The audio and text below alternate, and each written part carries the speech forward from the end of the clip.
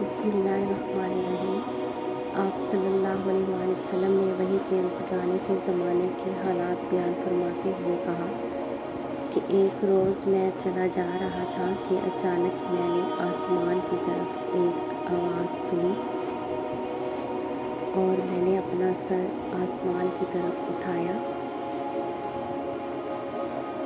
کیا دیکھتا ہوں کہ وہی فرشتہ جو میرے پاس غار حرا میں آیا تھا وہ آسمان و زمین کے بیچ میں ایک کرسی پر بیٹھا ہوا ہے۔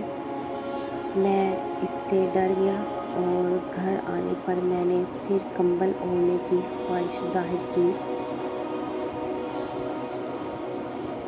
اس وقت اللہ پاک کی طرف سے یہ آیات نازل ہوئی: اے لحاف اوڑھ کر لیٹنے والے، اٹھ کھڑا ہو اور لوگوں کو عذاب الہی سے ڈرا اور اپنے رب کی بڑائی بیان کر اور اپنے کپڑوں کو پاک صاف رکھ اور گندگی سے دور رہ۔